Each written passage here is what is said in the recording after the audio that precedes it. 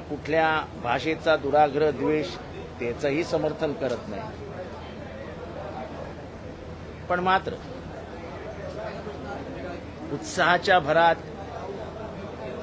जर कोणी मारहाण केली असेल तर त्यांना पहलगामच्या अतिरेक्यांशी तुलना करणं हे म्हणजे अतिच झालं. मराठी माणसाला तुम्ही जिहादी म्हणणार, मराठी माणसाला तुम्ही अतिरेकी म्हणणार. ठीक आहे ना, काही जणांच्या भावना वेगळ्या आहेत, काही जणांच्या भावना वेगळ्या आहेत. आमच्यासारखी माणसं, मराठी माणूस एकच असताना हे स्पष्ट म्हणतायत की हिंदीचा दुस्वास नाही, हिंदीचा दुराग्रह नाही, कोणाविषयी अनास्था नाही. हा महाराष्ट्र सगळ्यांची अशी भूमिका आमची आहे, पण मराठी माणूस एक झाला तर आम्हाला आनंद आहे. सर, आज पुण्यामध्ये पुणे रेल्वे स्टेशनच्या बाहेर नरुआ नावाचा एक अभिनेता आहे जो भोजपुरी अभिनेता आहे आणि भाजपचा नेता देखील आहे. तो म्हणतो आहे की मी तुम्हाला चॅलेंज देतो, मी मुंबईत येतो, मी मराठी बोलणार नाही.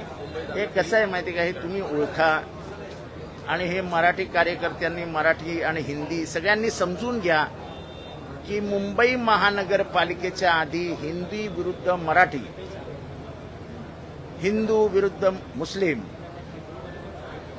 अंग्रेजी विरुद्ध मराठी, दलित विरुद्ध सवर्ण, ओबीसी विरुद्ध मराठा, अशी लढाई लावण्याची कामं केली जातील.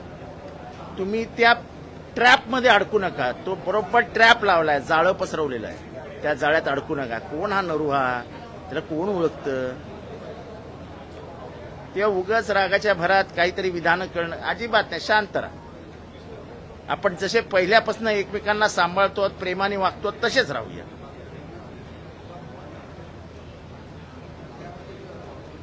सर, पुण्यामध्ये पुणे रेल्वे स्टेशनच्या बाहेर महात्मा गांधींचा पुतळा आहे. त्या महात्मा गांधींच्या पुतळ्यावर सूरज शुक्ला नावाचा एक व्यक्ती जो आहे तो भगवा कुर्ता घालून चढतो आणि कोयत्याने वार करतो. या गोष्टीकडे कसं पाहताय? ही मानसिक विकृती आहे. नथुरामाचं पूजन करणाऱ्या लोकांची संस्कृती आज म्हणजे संस्कार आणि संस्कृती महाराष्ट्रात देशात दिसतच असते. आणि म्हणूनच आमच्या 10 जूनच्या मेळाव्यामध्ये मला वाटतं एक चांगलं वाक्य जयंत पाटील यांनी उच्चारलं होतं की या देशामध्ये लढाई ही नथुरामाच्या विचारा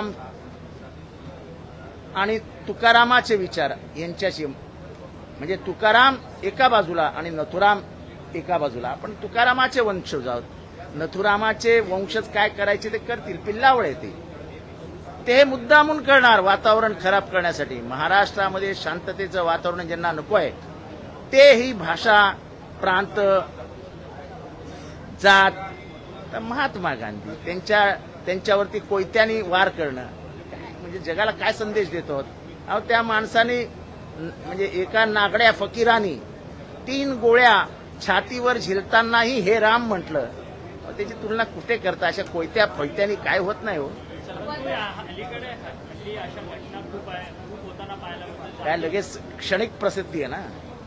आज सगळ्या टीव्हीवरती तो कोयत्यानी मारत असल्याचा व्हिडिओ चालणार, सगळीकडे त्याच्या नावाच्या बातम्या चालणार आणि त्याच्यावर काही कारवाई होणार नाही. अजून 10 जण तयार होणार.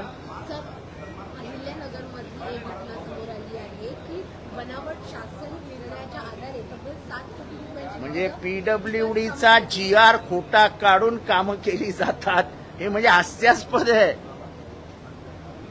गव्हर्नमेंटचं ऑफिशियल गव्हर्नमेंट रेझोल्युशन GR काय म्हणतात त्याला, पत्रक काय म्हणतात, शासन पत्रक. धन्य धन्य. वर्धा जिल्ह्यातली एक घटना आहे. शाळेच्या प्रवेशासाठी पैसे नसल्याने विद्यार्थी गळफासून आत्महत्या करतात. अहो, लोक काही दिवसांनी कॉन्ट्रॅक्टर आत्महत्या करणार आहेत, पेरेंट्स आत्महत्या करणार आहेत, शेतकरी आत्महत्या करतातच. अहो, पैसेच नाही आहेत द्यायला, कोणाच्या खिशातच पैसे ठेवले नाहीत या सरकारने, तर हे होणारच आहे. नितीन गडकरी म्हणताय, गडकरींचं म्हणणं आहे एक महत्वाचं की देशातली संपत्ती जी आहे ती त्याचं केंद्रीकरण होत आहे. त्याचं ते फक्त एवढंच म्हणाले नाहीत, ते म्हणाले या देशातली सत्ता आणि या देशातली श्रीमंती याचं केंद्रीकरण होत आहे, त्याचं विकेंद्रीकरण झालं पाहिजे. आम्ही याच विचाराचे आहोत. सत्तेचं विकेंद्रीकरण आणि पैशाचं आर्थिक सत्तेचंही विकेंद्रीकरण ही भारताच्या स्वातंत्र्यापासून भारताची भूमिका राहिली आहे. त्या भूमिकेशी विसंगत परिस्थिती तयार झाली आहे. गडकरी सत्य बोलतात आणि आम्हाला ते नेते आवडतात. जागतिक युद्धाला देखील सुरुवात होईल असं त्यांचं म्हणणं आहे. आता हे असे नेते बोलले, असे नव्हते बोलले की बरं वाटतं, कारण जे आमच्या मनात असतात ते गडकरी बोलतात.